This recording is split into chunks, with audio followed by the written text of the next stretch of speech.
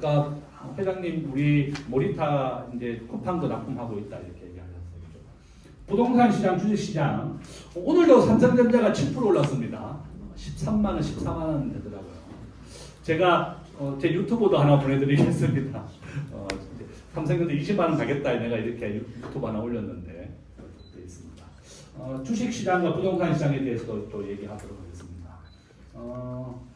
제가 간단한 소개이고 한번 보시면 금년도 우리나라 예산 8% 올랐습니다. 728조이고요. 저는 가장 우려가 되는 것이 이제 우리 환율의 위기다 이렇게 보고 있습니다. 지금 아르헨티나 10번째 국가가 파산했습니다. 현재 10개 나라가 구제금융을 IMF 구제금융을 받고 있습니다. 제가 이제 나눠드린 책 이미 다 받으셨죠? 네, 보시는 것 같이. 지금 트럼프 대통령은 미국에 와서 일자리를 만들어라는 것이 가장 큰 요구 사항입니다. 그것을 우리가 이제 미국 우선주의라고 말하는 겁니다.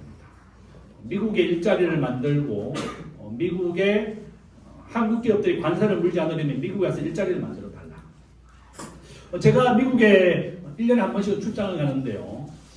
미국에 작년에 갔을 때 미국 사람들 은행 대출 금리가 8.5%입니다. 우리나라보다 더 높습니다. 거기에다가 뉴욕의 원룸 하나가 한 400만 원 정도 합니다. 내가 우리 한국인 여학생을 만났는데 박사인데요.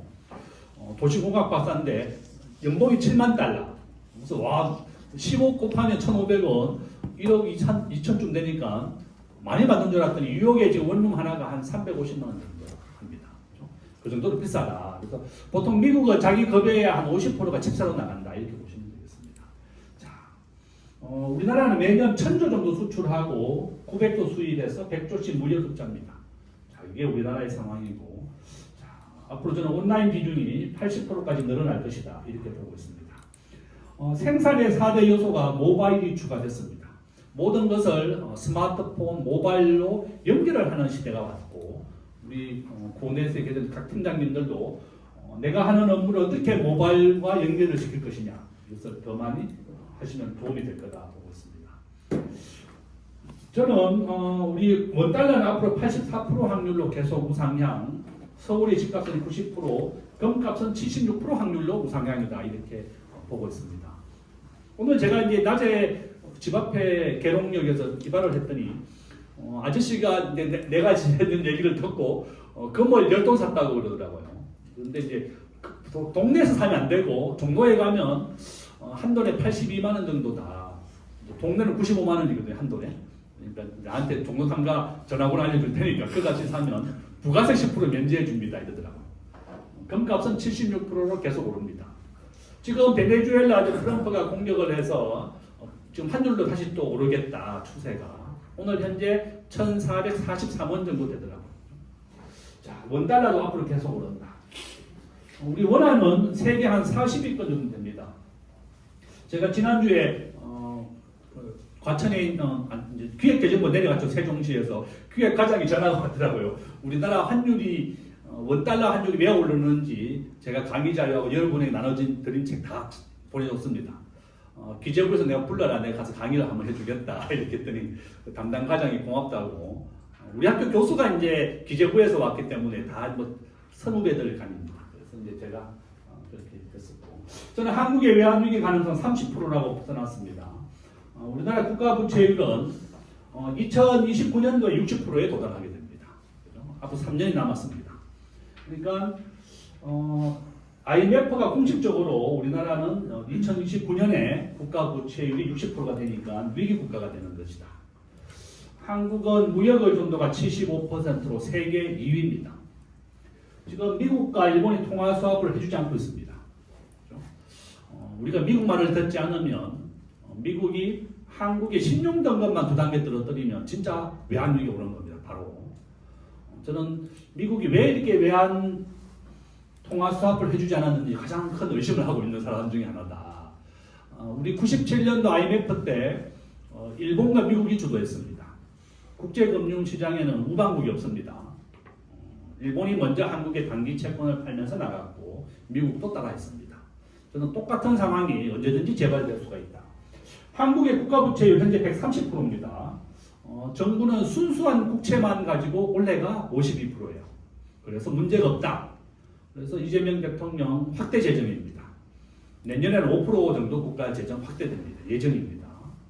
그래서 저는 제일 우려가 한 2% 정도 물가 수준 올랐는 정도만 해야지 최저임금은 2.9% 올랐는데 우리나라 원래 국가 예산은 8.1% 올랐습니다. 나라가 망한다 진짜. 우리 원하는 세계 40이다 이렇게 보시면 되겠습니다. 그럼 우리가 어떻게 예방해야 되느냐? 이제 앞으로 월급 받으시면 이번 1월 달부터 월급의 25%를 미국의 1등 주식을 사라. 엔비디아입니다. 9대1로 사라. 90%는 미국의 1등 주식, 10%는 한국의 삼성전자. 왜 그런가 하면 글로벌 시가총액 비중 자체가 60대 1.5입니다. 국내 주식만 해서는 절대로 우리가 환율을 예방할 수 없다 이렇게 보고 있습니다. 제가 지난주 토요일에 한강 이제 부천에 저기 어디죠? 고속버스 터미널 결혼식이 있어서 갔더니 원밸리가 지금 70억 정도 합니다. 분양은 20억이 했습니다. 지난 12월에 서초동에 반포 분양을 했는데 분양가가 25억입니다. 25평이 25억이에요. 평당 1억인데 당첨과 동시에 30억 남습니다. 지금 한강 이남의 아파트 분양받으면 무조건 30억, 50억 남아요. 원밸리는 20억에 분양했는데 70억입니다. 현재. 한강에 보이는 데는 75억이더라고요. 가서 시세 조사하고 왔습니다. 제가. 결론은 우리가 부자가 되려면 여러분 자녀나 본인이나 가족들이 꼭 청약통장으로 한강 이남에 분양을 받아야 됩니다. 청약 점수는 한 70점 정도 돼야지 당첨이 되는데 제일 중요한 것은 우리 자녀들에게 청약통장을 만들어주는 겁니다. 2만 원짜리를 만들어주면 됩니다. 청약통장은 15세부터 인정이 됩니다. 그래서 15세부터 15년을 넣어야지 만점을 받을 수 있습니다. 그래서 부모가 잘 알아야지 우리 자녀를 부자로 만들어줄 수가 있고 본인도 부자가 될 수 있습니다. 청약통장을 꼭 활용하셔라. 그죠? 제 아시는 분이 이제 우리 장인어른이 둔촌주공 2년 전에 당첨이 됐습니다. 저한테 서울의 아파트 계약해야 되냐 물어봤을 때 저는 당연히 하라고 그랬습니다. 지금 30억 넘었습니다. 그죠? 13억에 분양했거든요. 결론은 서울의 한강 이남을 아파트를 분양받으면 제일 빨리 부자가 됩니다. 그죠? 원래 10,000세대 정도 분양하는데 강남이 계속 분양은 있습니다. 26년, 27년, 28년 입주 물량이 8,000세대까지 줄어듭니다. 앞으로 서울의 집은 크게 오를 것이다. 저는 보고 있습니다. 제가 있는 세종대학에 종부세를 만드는 김수현 정책실장이 있고, 그다음에 변창흠 국토부 장관이 이제 저희 고등학교 선배예요. 그죠? 자주 같이 밥을 먹습니다. 내일 같이 밥 먹기로 했습니다. 변창흠 장관이 저한테 하는 얘기가 서울에 혼자 사는 사람이 지금 42%라는 겁니다. 단독 세대주가 너무 많이 넘쳐나서 집을 공급할 수가 없다는 겁니다. 바로 그런 이유 때문에 집에 오르는 겁니다. 저희 어머니가 90세인데 혼자 사십니다. 문정 시형 아파트에서. 이와 같이 외국인들이 매년 30만 명씩 들어오고 서울의 외국인들은 현재 275만 명입니다. 우리나라에. 대구 인구 250만 명인데 대구 인구보다 더 많습니다. 그래서 우리 학자들은 한국의 인구 감소를 막기 위해서 750만 명까지 인구를 받아들여야 된다. 외국인을. 그렇게 예측하고 있습니다. 그래서 저출생이지만 단독 세대주가 50%를 넘어서게 되고 90세까지 살게 되고 거기에다가 집이라고 하는 것은 짓는데 평균 10년에서 15년 정도 걸립니다. 평지에 아파트 짓는데 5년 걸리고요. 재건축은 평균 15년 정도 걸립니다. 이것을 경제학에서는 공급 탄력성이 낮다 이렇게 가르칩니다. 짓는데 시간이 많이 걸린다는 겁니다. 서울의 엄마 아파트 지금 재건축 확정이 됐는데요. 2030년에 이주를 시작합니다. 그러니까 5년 뒤에 이주를 시작하고 입주는 아마 10년 뒤나 15년 뒤에 될 겁니다. 집이라고 하는 것은 공급하는 데 시간이 많이 걸리는 것이 가장 큰 특징이다 이렇게 보시면 되겠습니다. 제가 살고 있는 올림픽 아파트 재건축 확정이 지금 되고 있는데 아마 15년, 20년 뒤에 들어갈 것 같습니다. 결론은 그렇다. 자, 결론은 앞으로 월급 받으면 무조건 1등 주식을 사라. 삼성전자와 엔비디아다. 우리나라 생산성 세계 꼴찌입니다. 우리 고운에 또 생산성을 올려야 되겠습니다. 저도 직장 다닐 때 근무 시간 중에 은행도 가고 병원도 가고 담배표도 가고 합니다. 우리가 세계 꼴찌입니다. 몰입도와 집중도를 올려야 됩니다. 지금 많은 기업들이 오전 시간에는 무조건 업무에 집중시킵니다. 무조건 외출을 하지 말고 업무에 몰입하고 오후에 가라 이렇게 하고 있습니다. 미국은 노동 생산성 세계 1등입니다. 사적인 전화도 못하게 합니다. 그렇죠? 공무원들 11만 명을 해고했습니다. 미국은 예산을 주지 않으면 자동 해고입니다. 그렇죠? 그래서 결론은 우리가 위기라는 것을 명심해야 되겠습니다. 그래서 생산성을 올려야 되겠다. 자, 한국의 1% 부자는 평균이 55입니다. 제가 이제 이 강의를 오늘 들으신 분들은 모두 한국의 1% 부자가 되자. 뭐 그게 목표입니다. 자, 청약통장 시가총액 1등 이겁니다. 그러니까 월급, 창업, 신산업을 통해서 우리가 부자가 될 수 있다. 자, 부자가 되어서 좋은 일을 많이 하라고 가르치는 게 바로 유대인입니다. 유대인들은 티콘 논란이라고 부릅니다. 자, 우리가 60대 1.5다. 그래서 이제 정확하게는 95대 5%가 가장 좋은 주식의 투자 비율이다 이렇게 써놨습니다. 자, 우리나라의 수학 분석을 제가 해본 겁니다.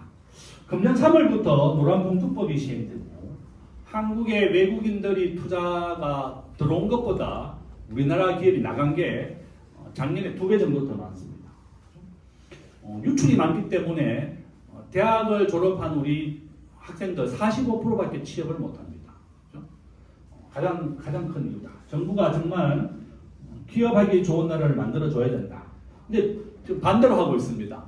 법인세 금년부터 1% 올렸어요. 반대로. 거기에다가 노란봉투법 3월부터 시행이 되고 강력한 노조 이게 가장 큰 약점입니다. 외국인들이 한국에 투자하지 않는 이유가 가장 큰 것은 바로 강력한 노조 때문에 그렇습니다. 그러니까 우리나라가 세계 평균 정도의 노동법이 돼야 되는데 너무 강력하다. 뭐 이런 이유입니다. 자, 기회가 있습니다. 모바일입니다. 모바일이 95%를 차지합니다. 우리가 모든 지금 구매는 은행 뱅킹도 스마트폰으로 하지 PC로 하는 사람은 없습니다. 모바일의 시대가 왔다. 여러분들이 하고 있는 업무를 스마트폰과 연결해야 되겠다. 그렇게 제안을 드립니다. 자, 시가총액 비중 60대 1.5다. 미국의 물가는 2%다.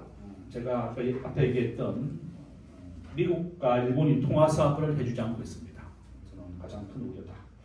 올해 우리나라 인구 23만 명 태어납니다. 그렇지만 집값은 계속 오른다.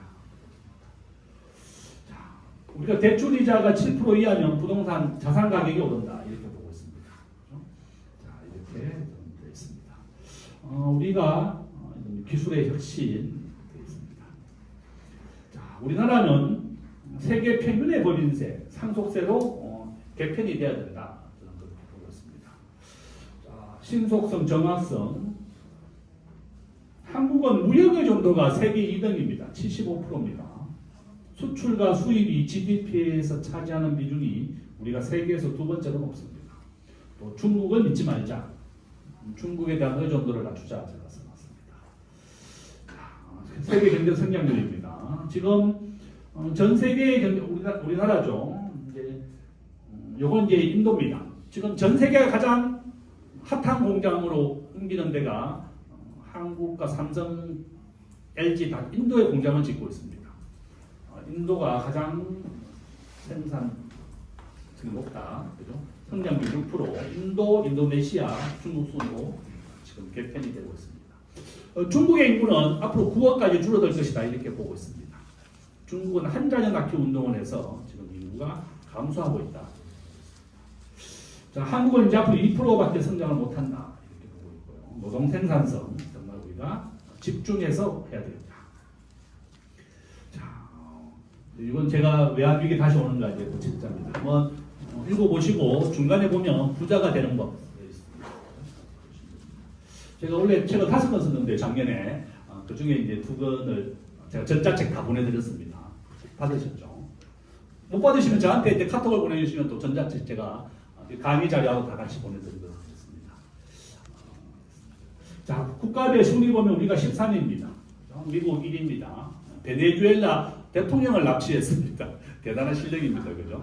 핀셋으로 이렇게 베네수엘라를 이제 식민지화하겠다, 뭐 통치하겠다고 하는데 그게 쉽지 않은 것 같아요. 전면적으로. 자, 국제결제에서 원화가 결제되는 비중은 없습니다.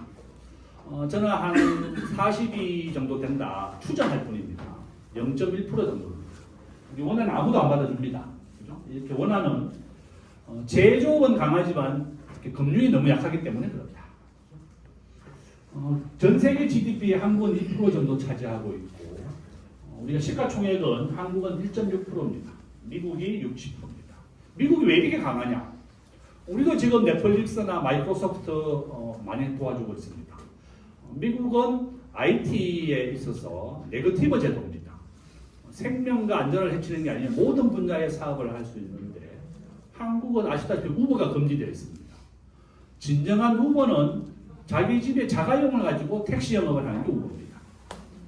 우리가 민주당에서 반대를 많이 했습니다. 택시 기사들이 반대를 하니까 그 표를 연결해서 다 금지시켜버린 겁니다.